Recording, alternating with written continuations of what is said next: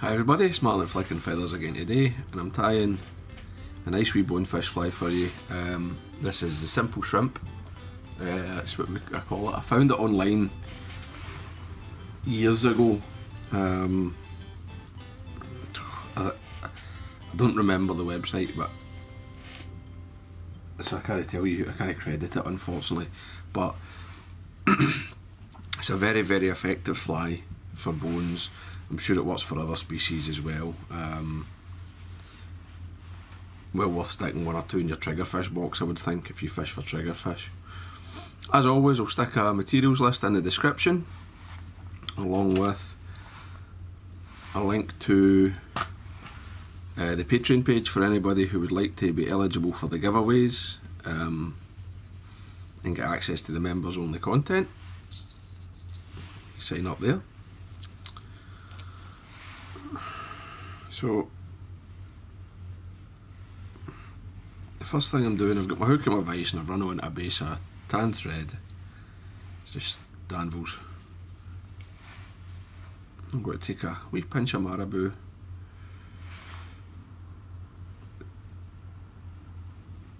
Just make sure it's sort of tapered, and I want it like a shank length off the back.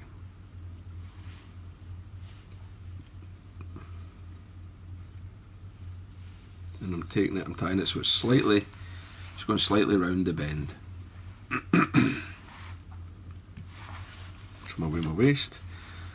Now, for the, I put a wee sort of egg sac here. It's up to you what you use. I'm using a tinsel chenille, small, but you can use something a bit longer fibred if you like a micropolar chenille or something, or even dubbing. I'm using orange, and it's just a plain orange, it's no fluorescent, just getting that wee bit of sparkle. Again, if you want to use a fluorescent one or a fluorescent pink or red, by all means, it's your fly. There's a few tons of that, just brought up a wee ball, trim away my waist, and tidy everything up.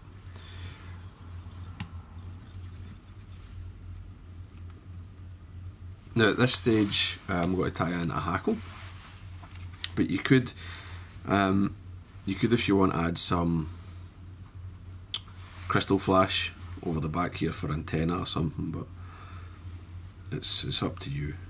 I'm not going to bother with these. I think there's enough bit of sparkle there. So I'm using this is just a really cheap cock neck that I've got here, sort of cree, a very washed out cree, an undesirable cape for a freshwater angler probably, but or a freshwater fly tire, but great if you fish the salt.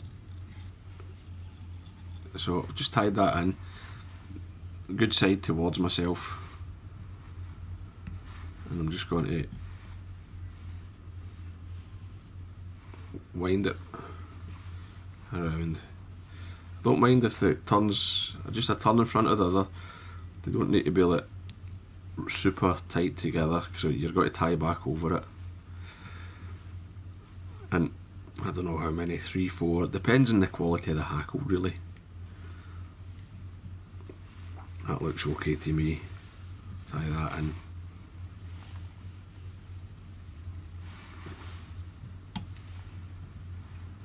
And then sweep everything back, just tie like literally a turn or two of thread, you know, tie back, and then when you're back against it, 1 or 2 turns of thread over the start of the stem will just push that back just enough, right? I don't want it really flat back, I want it still to be flaring a wee bit. Legs, I'm just using an EP leg, but you can use anything. The Chicone's crusher legs are actually really nice on this fly. Or maybe, let's see if you had something that was you could stick a fluorescent leg in as well if you want.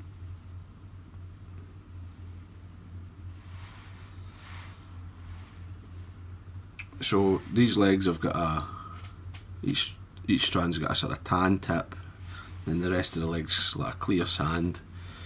So I've cut one leg in half so that I've got a tan and a clear on either side. Offer it in on my side.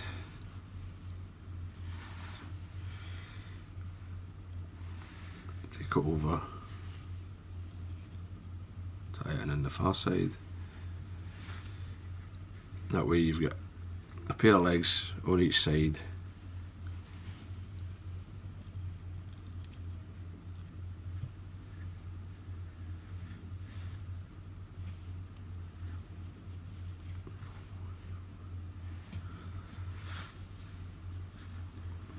I don't like that one there. It was no on the side enough for me. So just fix it. Just go back and fix it. And I'll take a kind of loose wrap there at the back so that they don't flare too much. Then take them over.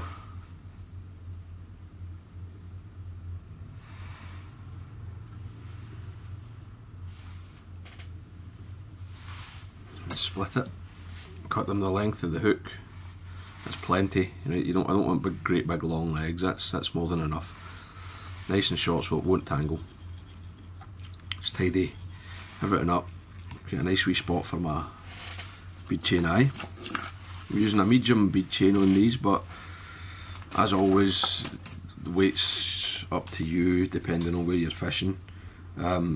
Because this fly doesn't have a wing, you do need to put something on to make it ride hook point up. But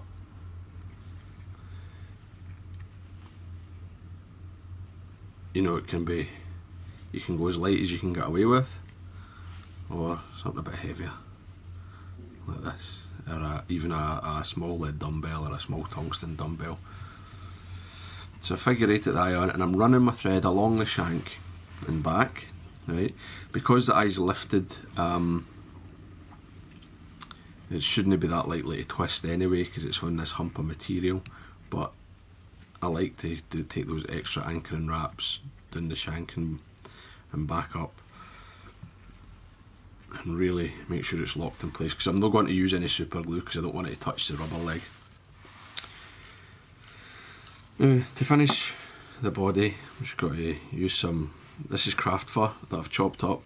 I always keep when I tie other gotchas and all that, I always keep the waist ends of the craft fur that I've used for the wings. Just keep it in a bag and I cut it to its, I don't know, 1/2 inch long and below. And I use that as a dubbing. It's an excellent dubbing. For bonefish flies. It's non-absorbent and it sinks, so it's great. It shreds the water, still lands nice and soft, but doesn't make your fly buoyant like maybe EP fibre would. So I'm just figure eighting this through the dumbbell, the bead chain, sorry. Building up a nice sort of fat end around the eye, and then coming in a bit more dubbing.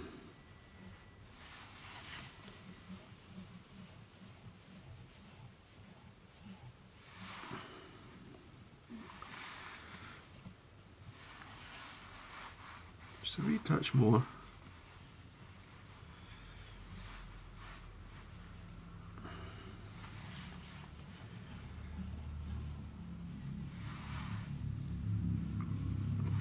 Until I get to the front, then I'll just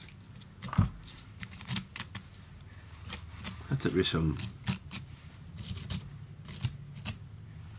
Velcro,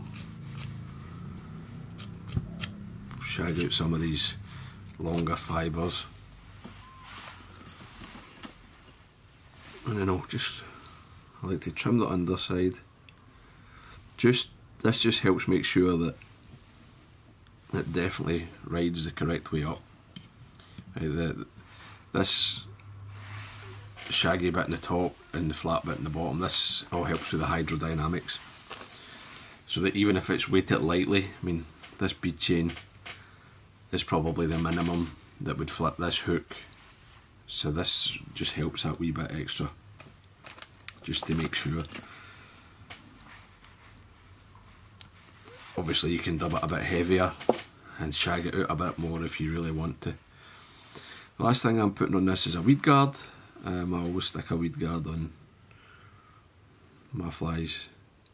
As much for coral as weed really. And it's just, I've got a loop of £20 hard nylon.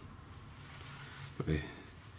Take 3 wraps that way, stand up the loop, 3 wraps round behind the loop,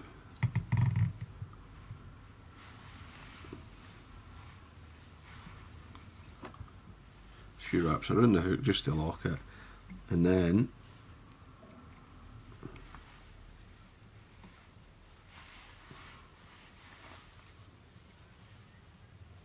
just figure 8 through it if you want.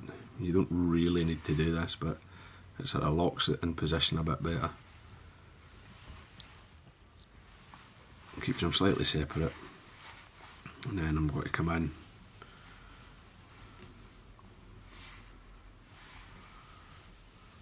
whip finish twice, pull it nice and tight, cut my thread, cut my coral guard. See, it's actually quite soft, just enough to turn the hook basically is all you're looking for. Trapped a wee fibre there, let's break it away, and then seal everything with a wee coat of head cement.